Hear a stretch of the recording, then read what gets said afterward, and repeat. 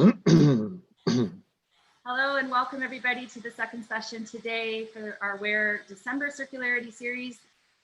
If you can, while we're waiting for people to join, if you don't mind just sharing with us in the chat where you're joining from today, whether it's a city or a country that you're joining from. It'd be really great to hear from you as we're waiting for people to come in.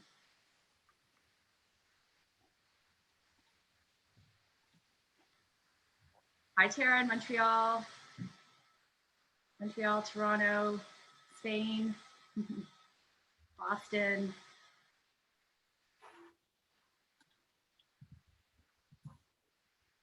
If you're just joining us, feel free to type in the chat function where you're joining from.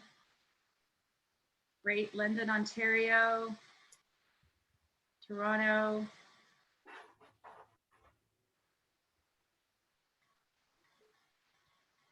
Another Toronto. Hi to Edwin from Tara St. James from the BF and DA. Hi, Tara. London, UK. Okay, we're just going to give it another minute. Lots of people filing into the room here. If you don't mind, just share where you're joining us from. Edmonton. Feels like Edmonton here in Toronto today. We've got a lot of snow.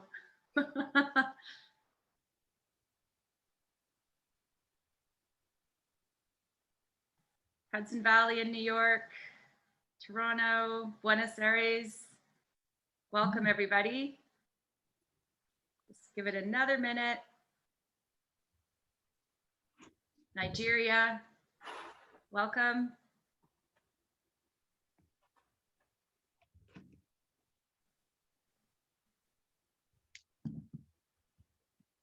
You know, some people who were on the first session hopefully have had enough time to for a washroom break and maybe a top up of your coffee.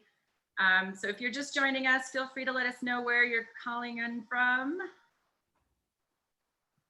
Still people filing in here.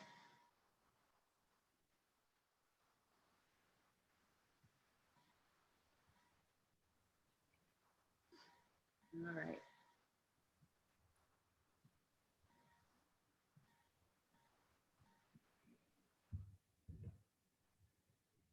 Hi there, we're just gonna give it a minute for a few more people to join us before we kick things off. Hello from the Philippines.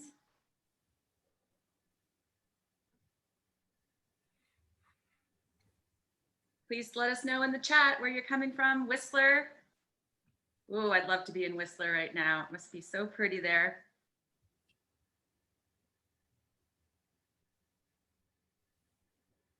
Vancouver, India, Belgium, Connecticut.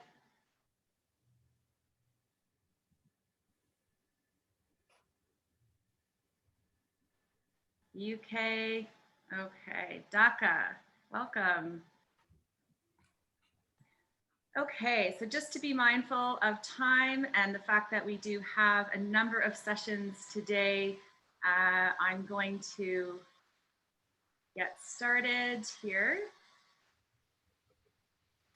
Right, first talking about the land that I'm standing on here today in Toronto, which is the traditional territory of many nations, including the Mississaugas of the Credit, the Anishinaabe, the Chippewa, the Haudenosaunee, and the Wendat peoples, and is now home to many diverse First Nations, Inuit, and Métis peoples. Toronto is built on sacred land that is part of an agreement between Indigenous peoples and allied nations to peacefully and respectfully care for it. And the reason I wanted to share this acknowledgement is because to me, it is evident that the colonial structures used to once settle this land are the same systems that support the exploitation of resources and people in the global fashion industry today. We are so grateful to this month's sponsors, PwC, H&M, and Bank & Vogue, as without their support, we would not be able to offer you these webinars for free. I am Kelly Drennan, for those of you who don't know me, and I'm the founding executive director of Fashion Takes Action, Canada's nonprofit industry organization that I founded in 2007, devoted to the advancement of sustainability and circularity in fashion. Our physical wear conference was first held in Toronto in 2014, and now we're enjoying the webinar series because it allows us to have a much more global audience. What you might not know is that Fashion Takes Action also works with consumers, primarily through a youth education program that to date has been delivered in person to over 20,000 students aged 8 to 17 years. If you're looking to offer support in any way to our nonprofit, particularly in lieu of either the fact that all of our webinars are free or even in lieu of corporate gift giving this year, please consider making a donation, whether it's $5 or $500, to our current crowdfunder that will help us to digitize our school program and allow us to continue to empower students during the pandemic, as well as to reach a global audience. And of course, it will ultimately support our nonprofit as a whole. And the link is shared in the chat for those of you interested in supporting us. Please also only use the chat function today to comment and to share links. But for any questions that you would like to pose to the speakers, please add those to the Q&A tab at the bottom of your screen. We also have the upvote function turned on so that if you see somebody posing a question that you want answered, simply like it and it will bump it up to the top of the list. Our last session had over 50 questions, so I really encourage you to look through and upvote those that you like.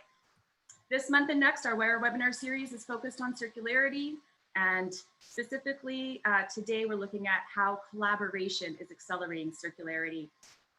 So please note, if you haven't signed up separately for the remaining 2 sessions after this, that you need to do so. This is being recorded, so of course we will be sharing a link with all of you early next week. And some of you have joined us for the first time today, but others were on our previous session. So for those who are new, I'm just going to reiterate a little bit of what I mentioned before. The key drivers of circularity in fashion are collaboration, innovation, and transparency. And today our focus is, of course, on the importance of collaboration. All too often we approach these systemic issues in a silo and with efforts, however well-intentioned, that aren't really able to address the problems at scale. Can a single policy, however finely crafted, or a social program, however well run, or a new technology, however innovative, by itself solve fashion's waste problem? We're seeing the rise of cross-sector collaboration, alliances of individuals and organizations from the nonprofit, government, philanthropic, and business sectors that use their diverse perspectives and resources to jointly solve this problem. And so now I'm excited to introduce our next session on partnerships that lead to scale. And I'll begin with introducing our moderator for today, Corey Sculpt of Corporate Citizenship. Welcome, Corey. Thanks so much, Kelly. And I'm really happy to be here today with Edwin K. of HKritas, the Hong Kong Research Institute, and Eric Bang of the H&M Foundation. And I'll start off by just asking each of you to just tell us a little bit about yourself and your role in your respective organization.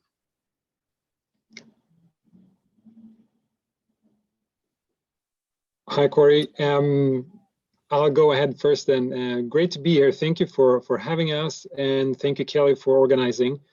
I'm at the office here in Stockholm and feeling pretty good. And then someone typed in saying that they're calling in from Whistler, and that got me dreaming away to a different location. So, but I guess I'll keep dreaming. Anyway, my name is Eric. I'm the innovation lead at the H&M Foundation. I actually don't have a background in the fashion industry. I used to support Swedish large corporations and industries in some really complex markets, and helping them get a good foothold on the ground. And I studied at the National Defense College in Stockholm and Uppsala University political science. So a bit of an odd bird perhaps in the fashion industry, and been with the H&M Foundation since 2014 it is, so 6 years. Yeah. Wonderful. And how about you, Edwin, your role and background a bit? Yeah, thank you for inviting me to this event. So my name is Edwin. I run something called the Research Institute for Textile and Apparel, which is based in Hong Kong. We are a publicly funded, not-for-profit applied research center, and we work on projects mostly for the industry and initiated a lot by industry as well. And we work on new materials, new machineries, new supply chain solutions, new enterprise-wide solutions. We in those areas, we have three big research themes that we've been working on for the last 5-6 years, which is around sustainability, which is something we can dig more into later on today. Industry 4.0, automation and intelligence for the industry, and then something what we call social good, which is anything that supports the new lifestyle and the new economy and the new environment that we are all living in, and how we can make our products, services, and the industry better. I'm from the industry. I spent a lot of time managing supply chains for a lot of multinationals. And about 10 years ago, I decided to drop out, and I thought I was going to do more work around research and in academia. So I have a faculty appointment at the Wharton School, University of Pennsylvania, where I teach global supply chain operations. And about 9 years ago, the Hong Kong government approached me to run the Research Institute, which has taken up most of my whatever leftover time I have. Yeah, and I'll stop there. Wonderful. Yeah, I think there's a value to kind of understanding who we're hearing from, not just what we're hearing about. And so many of us have kind of an interesting winding path into the world of apparel and circularity. As Kelly mentioned, my name is Corey Sculpt. I'm with Corporate Citizenship, which is a consulting firm working to kind of accelerate transformation towards responsible business for 23 years now. And I lead much of our work in textiles and apparel and in circularity across industries. So really excited to learn more along with our audience today about the work that you two have been doing together. Before we'll dive into questions about the partnership and about the technology and innovation that's coming out of that partnership. But as we're talking today about partnerships that lead to scale, I want to get some clarity on what scale means to each of us. I know that this technological innovation in this area has been such a big topic of conversation over the past few years, but in our research with Textile Exchange on the corporate fiber and materials benchmark last year, we found that significantly less than 1% of textiles at the end of the value chain are making it back into our supply chain as feedstock. So we're starting from virtually no scale, I would argue, but want to kind of get a vision from each of you of where we're heading. What does scale mean to you when it comes to textile circularity? Yeah. Go ahead, Edwin. Well, one of the challenges, the phenomenon you're observing, I believe, is as a result of this linear supply chain that we have created for our industry. We are the recipient of a highly efficient globalized supply chain that is designed and made to do one thing very efficiently: make stuff in the East and consume stuff in the West. The problem is that once that has occurred, there is no reverse logistics. There's no circularity in the design and planning of that supply chain. So it makes it very difficult for post-consumer or end-of-life materials to go back into to be processed for its second iteration. So your question about scale really starts with one, disrupting this linear supply chain that we have right now, and then secondly, working hard to first of all design circularity and second use, end of life use, cradle to cradle use for products and materials, and then create the architecture and the engineering to make sure that there is that way to process and then transport the material so that they can be reused again. Absolutely. And Eric, what would you say, what's the end state in your ideal vision? Do we end up with 100% of our textiles at the end of life coming back into the value chain? Is there some cascading into other industries? What percentage should we be shooting for, up from, I think it's 0.1% right now? Yeah, a specific target is probably quite hard to specify, but in terms of scale, it has got to be meaningful, right? And scale is also relative to your own size and to your own industry or your position in the value chain. Yeah. But at the end of this, everything we're doing, all our compound efforts has to move the needle, and we can't talk about single percentage points. We can't talk about 10, 15. We have to talk that the vast majority of this industry has got to be circular. And the reason for aiming that high is really because, I mean, the 2030 climate goals and the SDGs, that those are all set for a time deadline. And by then we have to reach the critical mass or percentage. So I think we just have to aim for as much as possible. I don't think we really can define the specific target and then satisfy with that target. Really just do as much as possible. We don't really have the luxury to sit back. Yeah, absolutely.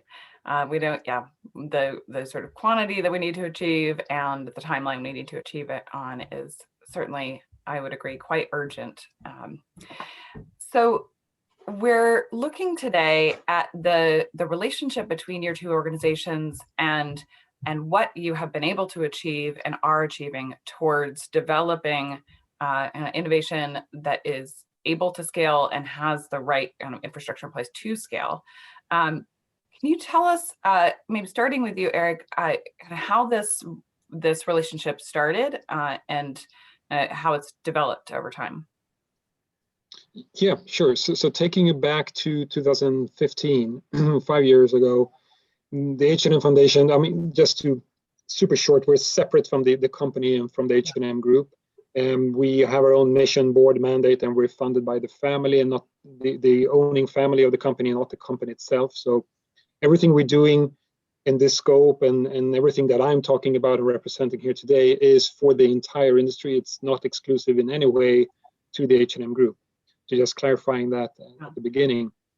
And in 2015, we were looking, we just launched the Global Change Board and Innovation Challenge, and we were looking at the industry and seeing specifically the recycling of blends as a big problem to solve that would have a meaningful effect and impact, but that also the industry was trying to address, but that I think progress were lacking. We didn't see much encouraging promises, and progress anywhere. And so, can we add anything to this specifically ourselves? Can we finance research or scaling, or what can our role be in this as a nonprofit foundation? How can we add value to all the efforts already going on? And started by looking and trying to identify a research partner that could help us move the needle on this, and found HKritas to be a really perfect match for us. We were looking globally in the US and in Canada, of course, Europe and all over the world, and found HKritas. And I think for two reasons that I often get the question why HKritas. One is that we like-minded, a good match on mindsets. We're both quite entrepreneurial in our approach to things. We're open-minded and very impatient organizations and individuals on both organizations. So we like to take risks. We see that as our role in this. That's, again, how we can add value as a nonprofit. We can finance risk and absorb that risk on behalf of the industry.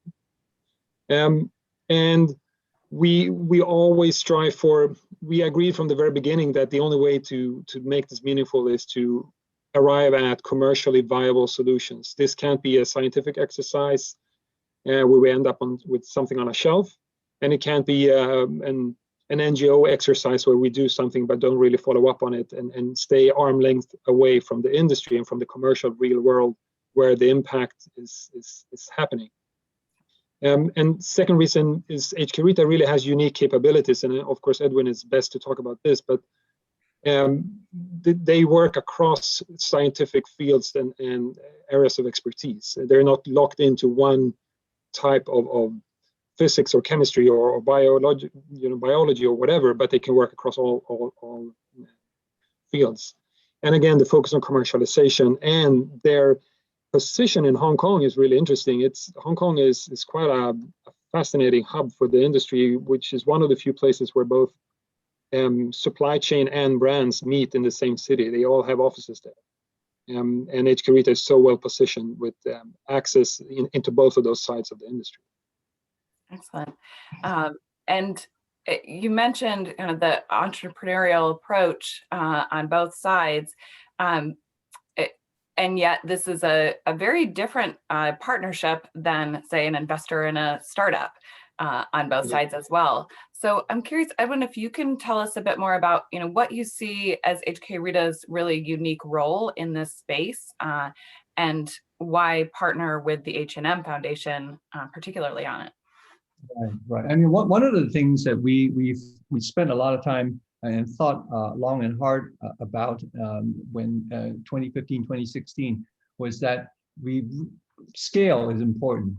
We either could have these great intellectual exercises and keep everything in labs, or we need to have a way to roll these things out into the market, into the wild, if you will, and test them. Because we recognize that the real world is much more complicated and much more dynamic, and we really need some real world tests. And so market access and really large scale trials was something that we really wanted to make sure that we do as quickly as possible. And this is where the partnership with the H&M Foundation really made sense for us, because it allowed us to have visibility into what is happening in the marketplace, and it allowed us access into the supply chain of a large brand, so that we can try these things out. And as Eric mentioned, that we tend to approach these challenges a little bit more holistically. That we look at the problem not so clinically as a science problem. It's a business problem. It's a logistics challenge. It's a science challenge. And for these things to work, you have to solve all those problems before it becomes a solution. It sounds like not being necessarily tied to any particular solution from the beginning does allow you to look at the problem with more of a more of a hypothesis mindset, and really be prepared to pursue whatever seems most promising, rather than having investment in scaling any one particular technology. Indeed, Corey. And Edwin, correct me if I'm wrong, but I think we were looking at 25 plus different recycling solutions for blends before we locked in on eventually locking in on the hydrothermal method. So we were really not married to one solution, but to find a solution.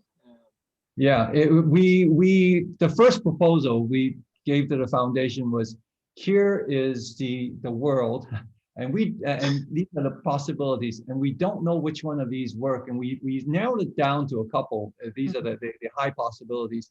But we said we really want to try all these out and make sure that we have good understanding of what is going on before we narrow in. The particular setup of HKritas allows us to do this because, one, we can do our own research, or we can also act as a funding agency for other people to do research for us.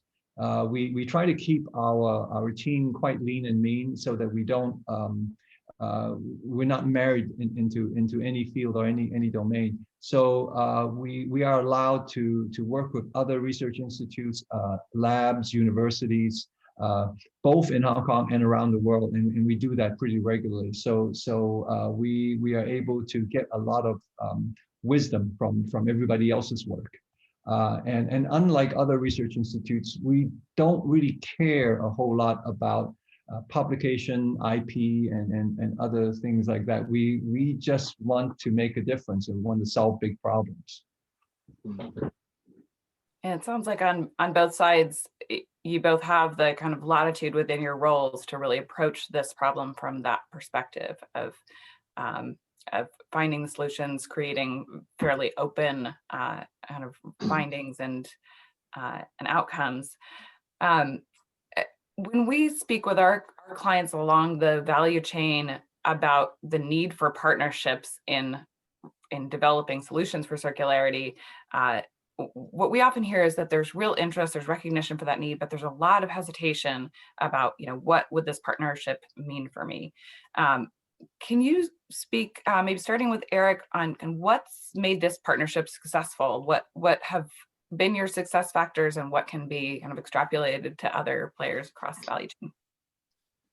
Yeah, and that's a great question, and is really a hard one to answer, I think, because there are so many small details along the way that sort of lay the ground for achieving results.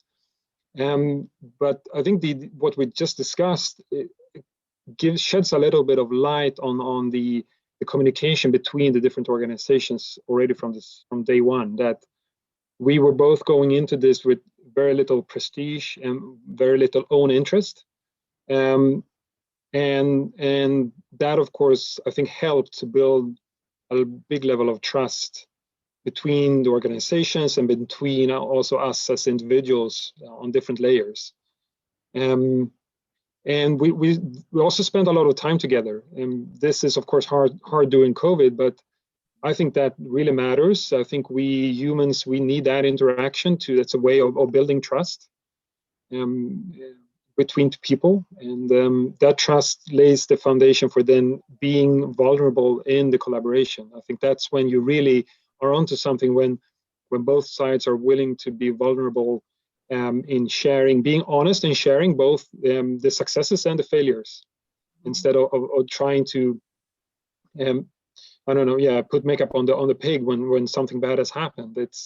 We got to be able to move on and celebrate the successes as well. And in many ways, we've been operating much more like a startup, a single startup, than two separate organizations, I think, where well funded, and we've had some really fortunate starting points for this sort of startup to develop.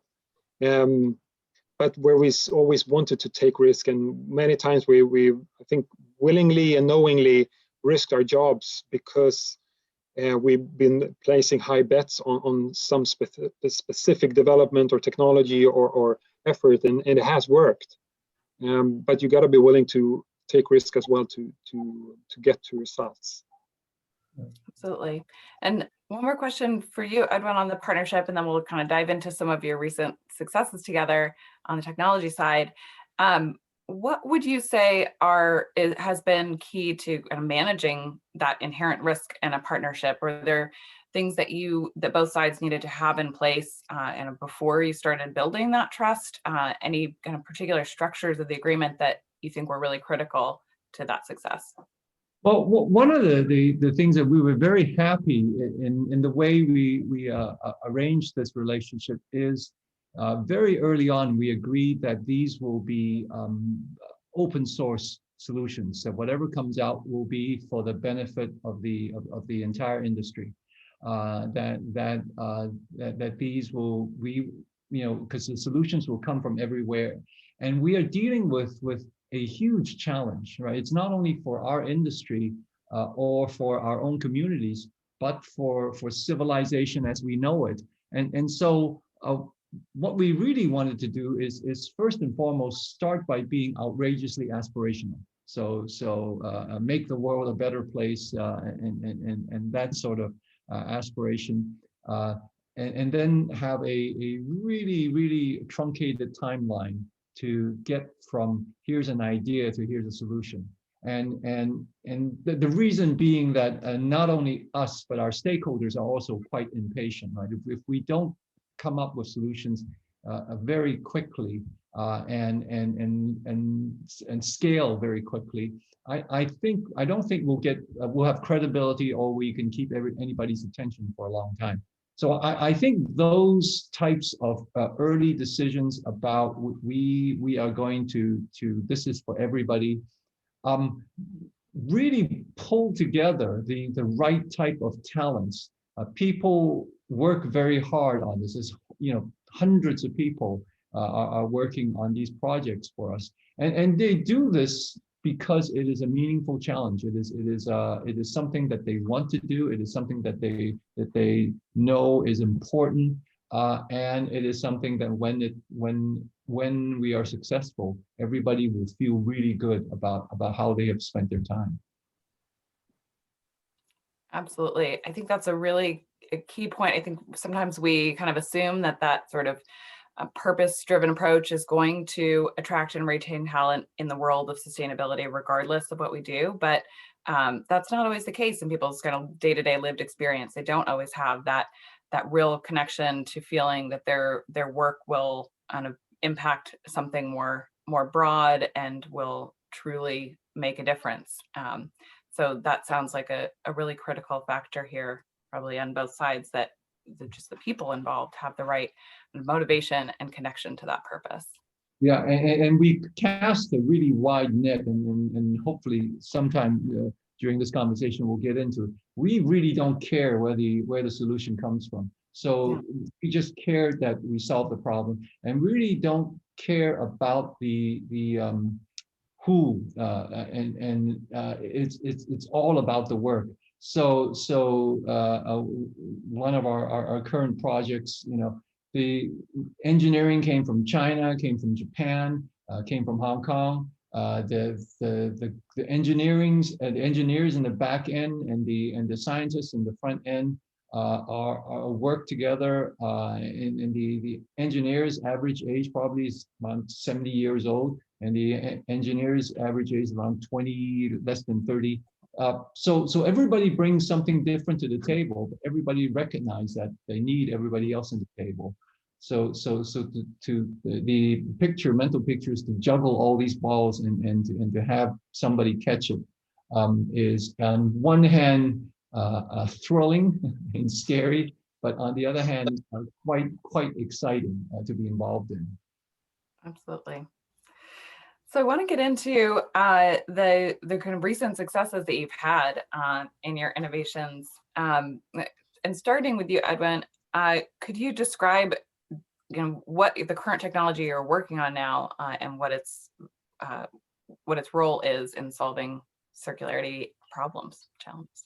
Right. I think you're referring here to our recent announcement about the green machine, which is what we call the hydrothermal system, which is a way to separate blended material. One of the biggest challenge in recycling right now is that we're using more and more polyester, so petroleum-based materials, and that most of the clothes that we have some sort of blend into it.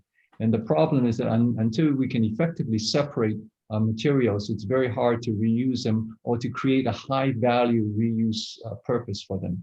And we looked at a lot of technologies that existed, and a lot of people are resorting to a lot of chemical solutions. The problem is that these types of chemical solutions, you either have to sacrifice one material for the other. You destroy polyester for cotton, or you destroy cotton for polyester, or something like that. And two, you create a new problem, which is a new chemical waste stream that you have to now deal with. So we didn't like any of the answers that existed, and we went down the road of trying to figure out, is there a better option? So we started taking chemistry out of the chemical process. And so finally, we ended up with nothing but heat and pressure, and a little bit of a green material to balance out the pH of the operating environment. But we effectively use heat and pressure to do separation, and the material separated because the process is so benign, is not damaged. So the quality of the feedstock is the quality of the output. And in the case of polyester, it goes from fiber to fiber. It is not a very complicated chemical process in which you have to melt everything down into monomers, and then you polymerize it again, and then you spin again. This is basically, we separate the polyester fiber. It comes out in fiber form. It comes out without being damaged or deteriorated in any way. You twist things together, and you basically reuse again. So it's a very short recycling path. It's a very economic. It makes a lot of sense. It doesn't drive up costs, and there's no deterioration, no compromise on quality. So that technology is now being scaled up, and Monkey has announced the capsule collection, and we're going from 150 kilo a day system to a 1.5 ton a day system, and that system will be turned on in a matter of weeks. Amazing. It sounds like this really addresses a lot of the kind of hurdles that the previous technologies have encountered and the kind of barriers to scaling them. Eric, can you tell us a bit about kind of what you see as the path to commercialization at scale, and do you foresee any challenges with kind of that the fiber length and quality that are often the kind of hesitation around a non-chemical recycling process? Yeah, there are many challenges to commercialize and to scale. And Edwin mentioned this briefly earlier, that we're not only looking at this from a scientific point of view and trying to solve the science, but also making sure we're solving the economics of this. So it is competitive to using virgin and to continue to using the processes today. Because that is really the only way that we can ensure that this scales on equal business terms. Because taking one further step back, the playing field is not favoring circular business models or circular technologies or circular investments in any way, really. We're starting to see signs of green deals in most parts of the world now, but up until those are in play, it's still going to be a linear game, and we're trying to play circular. So we have to make it commercially viable. We can't rely on people's good faith or just people being nice. Someone's got to pay for it at the end of the day as well. And there's another aspect to that, and it's making sure that sustainability and circularity is not an exclusive thing that costs a premium. Coming back to your question about scale, this has got to be sustainability has got to be affordable. It's only then that we can reach the masses. It's only then that we can say that sustainability is not a premium. It's actually a good choice as a consumer. It's the natural choice as the consumer, and you don't have to do compromise. And thirdly, we also been looking at it from the logistics point of view, and this is touching on consumer behavior, that for recycling to scale, we can have all the technologies in the world, but they won't matter unless people start to return clothes to the system to be recycled. And that means people can't throw it in the landfill, in the bin. We need them to turn it back and return it. And once that behavior is starting to, I think we're going to get there soon as well. And we have another project to address that. It's essentially a miniature mechanical recycling system within the footprint of a 40-foot shipping container. It sits in Hong Kong, and now there's also a system here in Stockholm. And it's a glass container, and the idea is to show consumers that recycling is possible. What I'm seeing here is not that's the scale that's going to make the difference, but at least I can see and relate to that my actions returning clothes do make a difference. Recycling is possible, and when I see, I can believe in it, and that's when I change behavior. It's called the garment-to-garment system. Yes, and when it comes to technology and the fiber length, to Edwin's point, this green machine does not compromise fiber length of polyester, so we don't have to repolymerize the fibers. Instead, we can just respin it, and that's why it's competitive to using virgin polyester, which is quite remarkable. But it's also not a single silver bullet for all types of textile out there. We're going to need complementary solutions working next to each other to be able to recycle all types of textiles that's out there, even monomaterials. Okay, I'm going to go to a couple of audience questions around the technology specifically, and then we can kind of continue on this line. So the first question is around the development of bio-based and biosynthetic alternatives to polyester. Is would they be a viable input for this, or are we going to run into challenges where we, maybe can't identify at that sorting stage whether we're dealing with a bio-based or petroleum-based fiber? It shouldn't be a problem. We have, don't get us wrong, give you the wrong impression here. In the process of our collaboration, we have done 20 or 30 small projects. We have we have filed a whole bunch of IPs and all that. So we're not married to any one technology either. One, and then two, in the process of separation, this is one of the separation processes that we are perfecting. We are also on the cusp of perfecting another a dry separation technology, which we don't have a good name for, tribal electric separation, which basically we're using static electricity as a way of separating fibers into the protein group, the cellulosic group, and the synthetics. So as we work on these types of separation technologies, we will be able to handle more and more materials. There's also differentiation too here. All of these things that we've talked about so far deals with solving problems that already exist in the marketplace today, because we did this stuff. There's a whole group of research that we are just kicking off that we're trying to do better. We're trying to have better materials, better manufacturing, so that we have design intent for circularity right from the get-go. And so what does that look like? Certainly it will be move away from petrochemicals to more natural materials, and cellulosic, synthetics, and high performance natural materials will for sure be in there.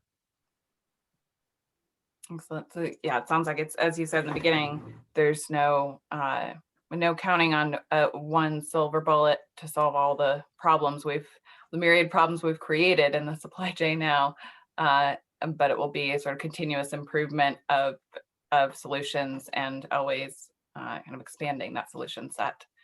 Yeah. So another question on the kind of technical side is about color. How are dyes handled and other kind of finishes and coatings in this process?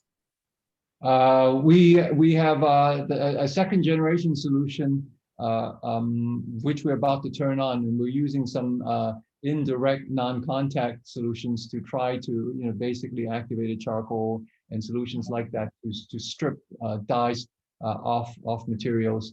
And we are getting pretty good with some of the classifications of dyes, and that is basically a add-on tank to the current system, and we will introduce that in the larger solutions to that.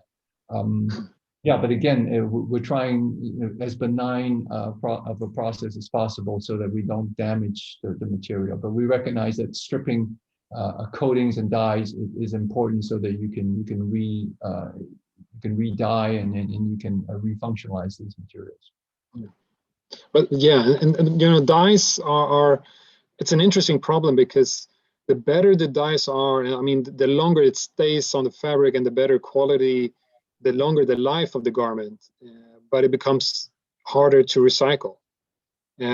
So dyes are tricky. It's coming back to design and intent. Yeah, absolutely. And points to one of the big challenges of design. I think there's a lot of companies out there looking for, okay, just tell me how to do circular design right. Tell me which things to choose. And at this stage, really the design kind of guidelines need to evolve with the end of life technologies so that they kind of evolve together. But there's no kind of one right way to design for circularity outside of some general principles. A couple more kind of technical questions, and then I want to kind of come back to how folks can learn more about this and the kind of nature of the open source technology. So Someone asks, how can, if you've talked about cotton and polyester, a lot of the kind of, especially mass market materials we see right now have a 5% elastane or around that percentage. Can this address those garments? Yes, if the elastane content isn't, let's say, over about 10%. So that still leaves a lot of yoga pants and stretchy materials, which are 20–30% elastane right now out of scope, because they tend to contaminate the materials. We are working on that. That is a real challenge. So on one hand, we are looking at some chemical solutions to deal with that, and we have some success. I'm not thrilled with chemical solutions for that, but it will do in a pinch. And then that also, by the way, is one of our agreement in our research partnership, which is that we don't let perfection get in the way of pushing solutions out in the marketplace.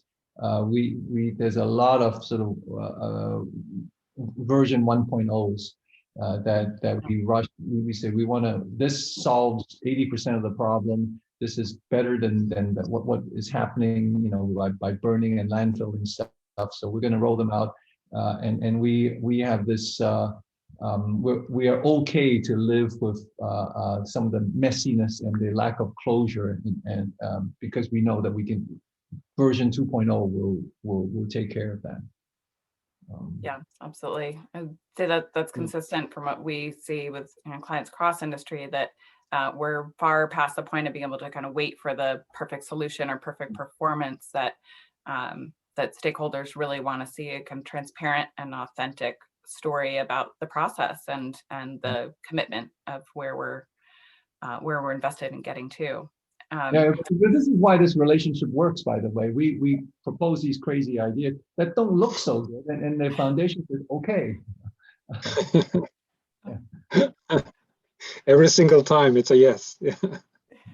Yeah.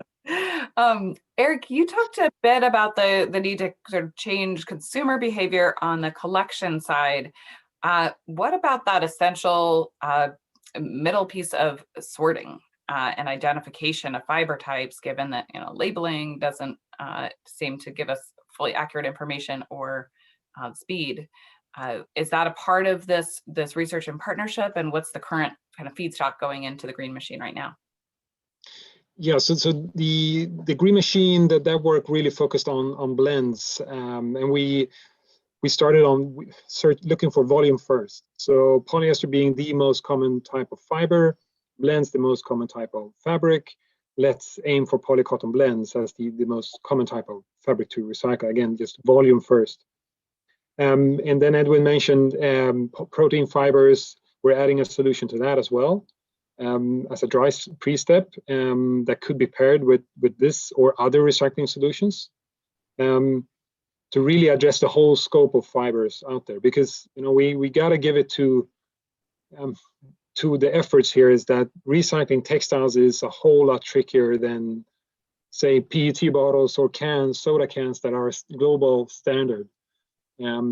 Fabrics are available in all endless varieties, in shapes and forms. So it's really a mess to find a full comprehensive solution to. But with time, yes, and there are so many other great initiatives working on recycling outside of our scope as well, that I think it would be really interesting to put those next to each other, pairing up with Green Machine, and you cover quite a fair share of fabrics, actually. And you do sorting will be, then you'll still need sorting, and there are progress being made on sorting. We're looking at that as well. Actually, a sorting facility just opened here in Sweden using infrared.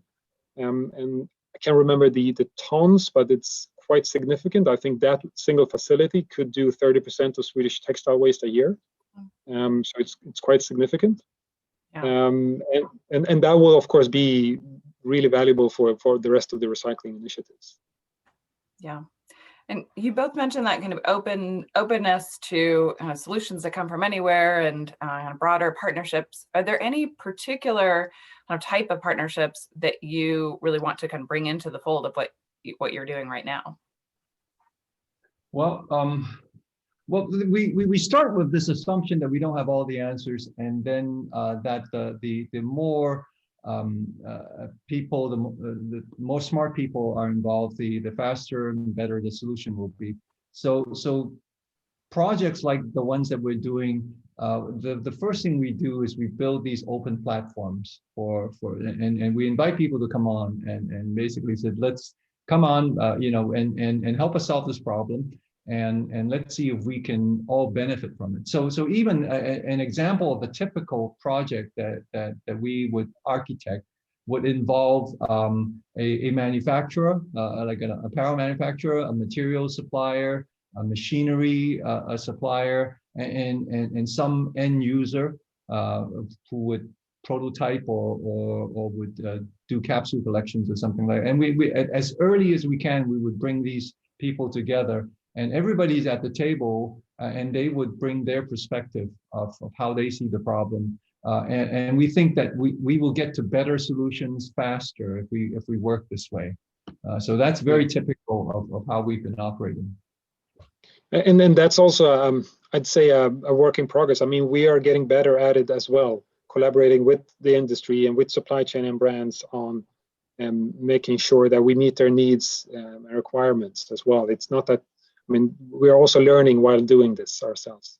Yeah. I mean, we engineered a lot of this stuff in Japan, and today we are learning to grow cotton in India, and we are working on hydrothermal in Indonesia. So it is, like I said, we're very non-discriminating about who we work with, as long as we can all learn and contribute together. Wonderful. And in terms of, I think we're going to have more technical questions than we'll have time to get to today. And we have a few questions about kind of how you make these solutions open source. How can people learn more about kind of the specifics of the technology, and in what sense will it be kind of open in the future? We are happy to help people adopt these solutions by providing technical support, by giving them licenses to the IPs that these generate, and help them with linkages. I mean, more useful than that is to help people work upstream and downstream from where they sit in the industry, so that there is good partnership. The HKritas website has a lot of the information that's available. The foundation, I think, also has some on their website as well. Wonderful. And another question on kind of the metrics and how we measure success in terms of these solutions. A question on, can you see placing a circularity score on kind of water, carbon, toxins, or in what ways you envision kind of measuring and communicating the climate, water, other impacts of this process? That's a great question. And first of all, we're very aware that we don't create another problem by providing our solutions, right? That we consume even more water, or we had to add a lot of chemistry or whatever it is, but making sure that this is a proper solution and not just a fix. So what we're doing right now is that we're actually doing this third-party assessment of the Green Machine, and for example, because that has come the furthest, and we're setting up the commercial, the full-scale facility in Indonesia in the next few weeks, and we'll be able to share that as well. Of course, that data and that score will be important. We think it will also make the business decision even easier if it's really transparent and available. You can also base it on risk and costs and revenue in terms of resources. But the Green Machine is essentially a closed loop system. So we can recover the water and the chemistry in that process every single time. So it's not a discharge-based system, for example. And how about on the kind of climate impact side in terms of energy use? Do you have data at this point on how the energy required to recycle these materials compares to kind of raw material production?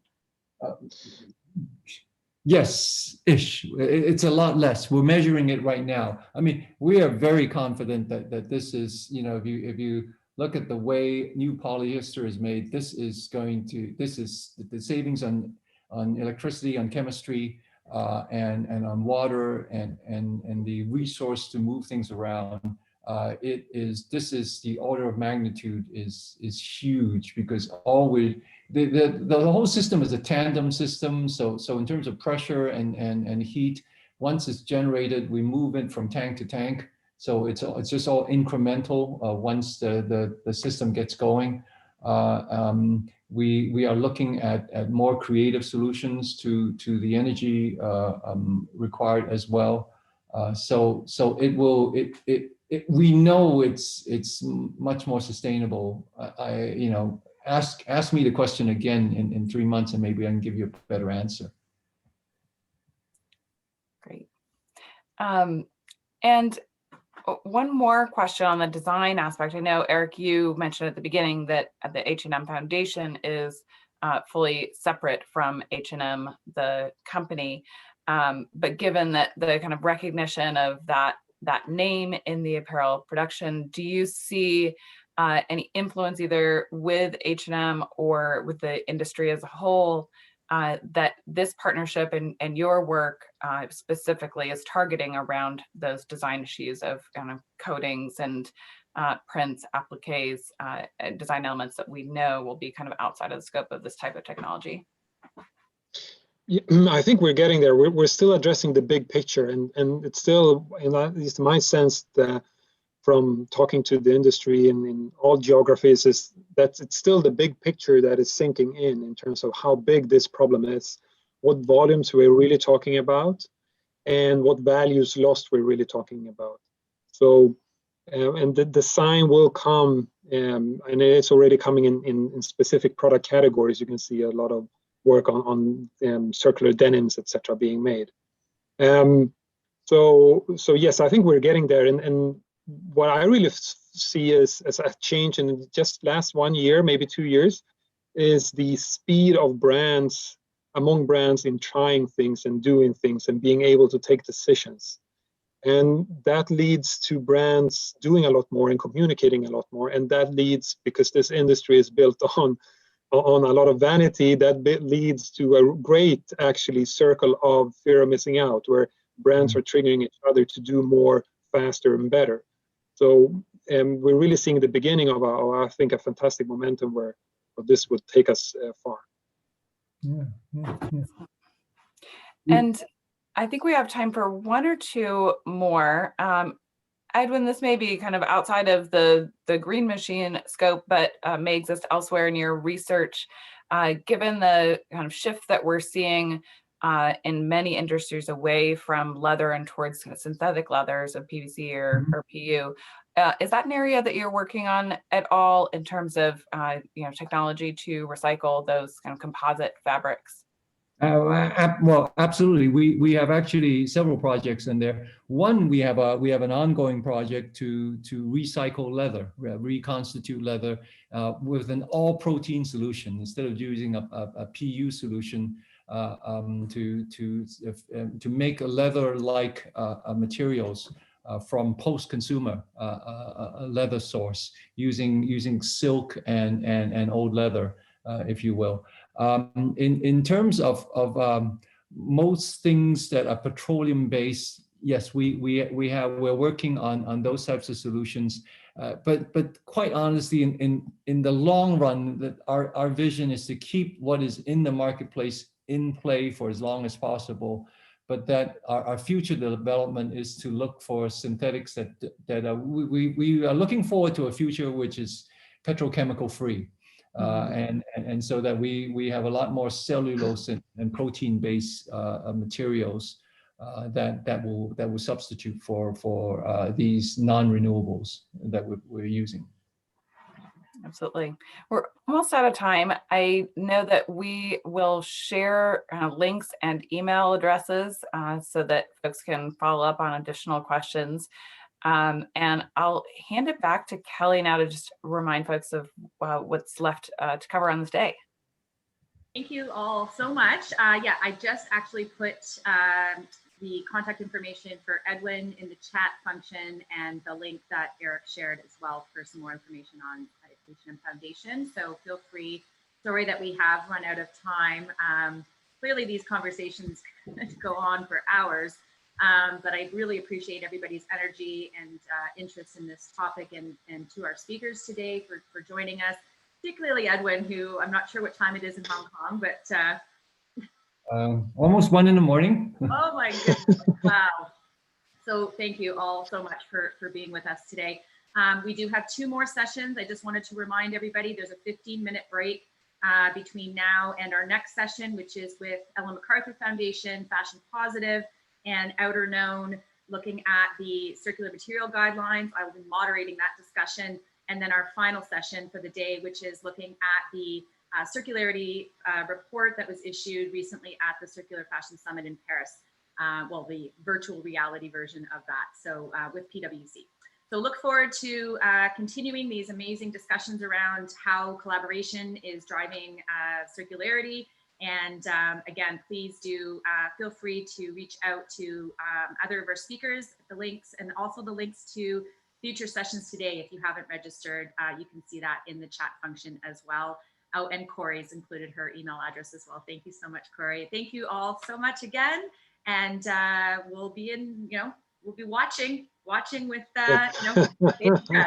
what's going on here. So thank you. It's good. Pressure is on. Thank you, Kelly. Thank you, Corey. Thank you, everyone, for joining. Thank you. Thank you, everybody. Thanks very much, everyone. Bye. Bye-bye.